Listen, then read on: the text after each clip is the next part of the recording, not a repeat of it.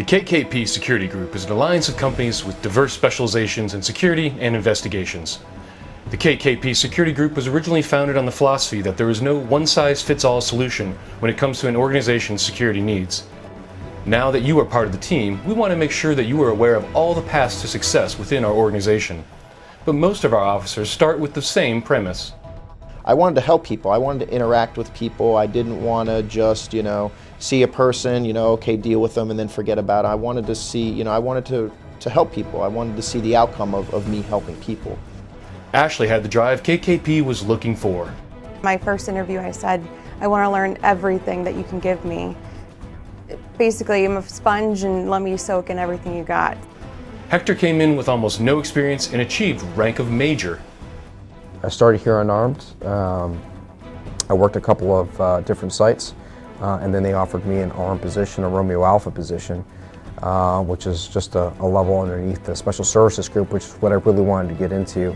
Carlos was looking to turn his life around, and KKP gave him that chance. Before I started here at Critical Intervention Services, I was actually involved in my youth in a local gang in the Carrollwood community in Tampa. I actually ended up losing my mother to a battle of cancer that she had for a number of years. And I had made a decision at that time to change my life, essentially to make my mother proud. And I thought, what better way to do that than to do the exact opposite that I was doing, instead of damaging the very community that I used to reside in, actually help it in some way. And Rob learned the meaning of carpe diem. Sometimes certain things befall certain people and they don't run with the opportunity. But when I found the opportunity to become an instructor, as I said earlier, I found that I was going to be tasked with something entirely different than I was tasked with in the past. Again, giving me a new opportunity to teach students in general.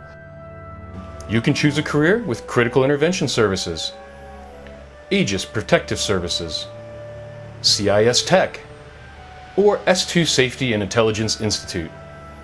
With all the various training programs and numerous career paths, you can advance rapidly and achieve your goals. The way you're recognized here in CIS is, and I always used to tell my guys in the field, is let your work speak for itself. Everybody can have a background and talk about it, and that's great, but if you've really got to demonstrate who you are as an individual through your actions, through your work ethic, through the way that you're doing things here.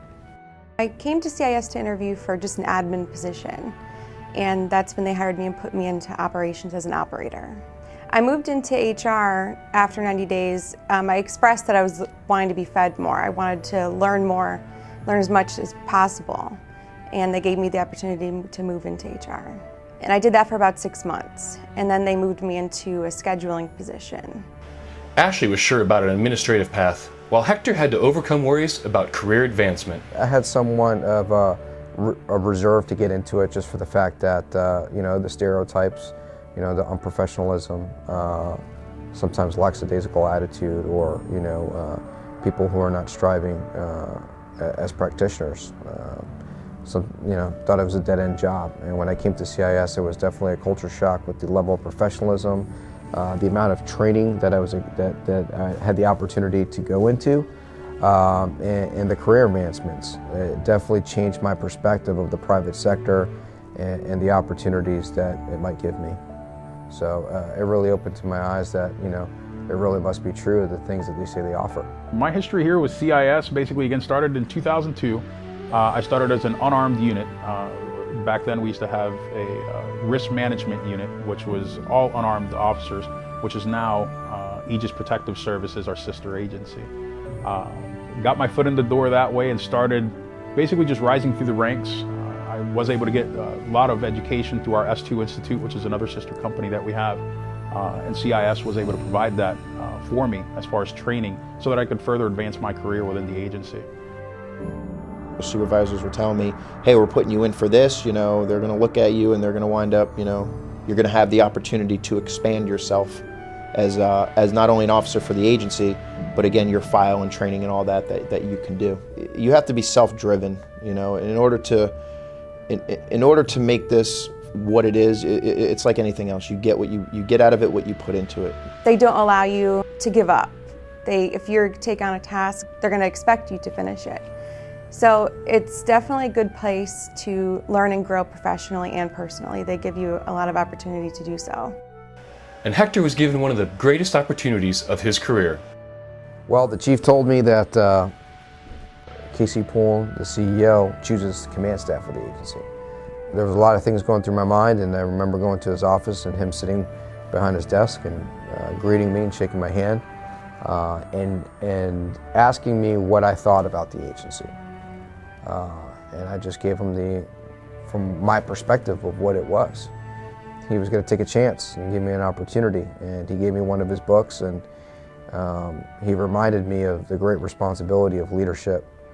When the CEO and the vice president advised me of my promotion, it was an incredible achievement for my age, for my status, where I came from there not being a major for 4 years to 4 or 5 years to finally there is, was a huge, it screamed volumes. No one had to tell me how big of a promotion that was.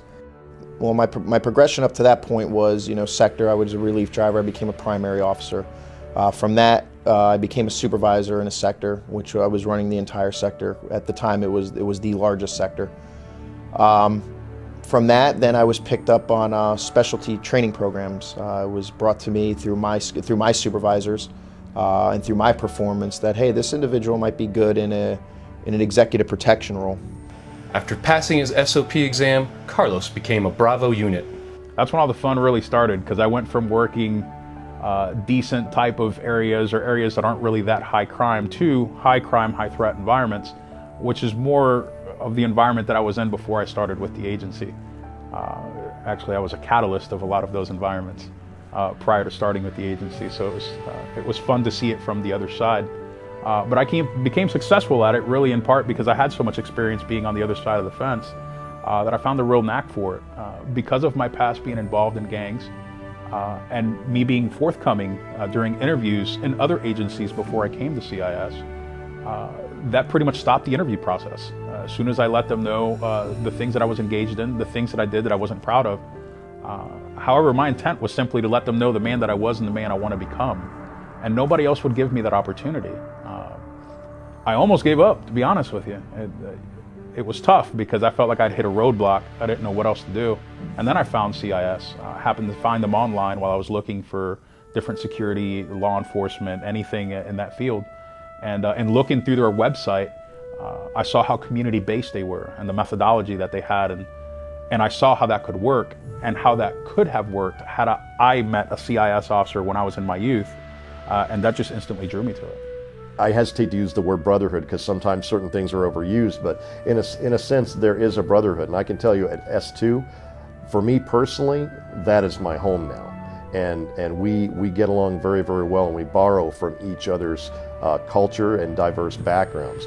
Even with someone like me who doesn't have nearly the experience that other instructors do, they actually look at me as if I have brought something new to the table. So for me, the paycheck is not the cure-all for me. The paycheck is, you know what? I feel like I belong here. This is where I need to be. I'm productive and I feel like I'm home. They gave me the opportunity to be promoted to executive assistant to Casey Pullen. And I didn't hesitate. Sitting next to him and learning how he is as a practitioner, it was the best learning experience I've ever been given here. What I love about this organization is that we promote within. Who better to continue to advance within the organization than those who already know our culture, our methodology, our people, our clients. I stay here because I want to make sure that the folks that I have seen long before I came into CIS are armed with those tools and those skill sets, those tools for their toolbox. Because when the only tool that you have in your toolbox is a hammer, everything tends to look like a nail. And if you've got more tools for your toolbox, you know how to deal with certain things. Know that verbal judo. Know de-escalation techniques. What is use of force? When do I use use of force? You have all kinds of options. We're going to work to hone the skills of those students to make sure that they understand the best options that they have are the ones that they need to think through. Just because you have those tools doesn't mean that that's the best option. We're client-based. That's what we do. We are client-based. So learning how to deal with clients' issues, what they expect, making sure that we're delivering what we're saying we're delivering is very, very critical in what we do, and that is the thing that really stuck with me during the phase with CRO was, if we promise to do something, we're going to do it. We do what we say. I strongly believe that you should come to work here only if you feel like furthering your career and really becoming a difference in the community that you're going to get to work in. Become involved, love what you do, and cherish every moment of it. You will have that opportunity here if you come to work for Critical Intervention Services, that I guarantee. Take some advice from these practitioners. Utilize all of KKP's resources and training opportunities to become one of the elite at KKP Security Group. Thank you for your time.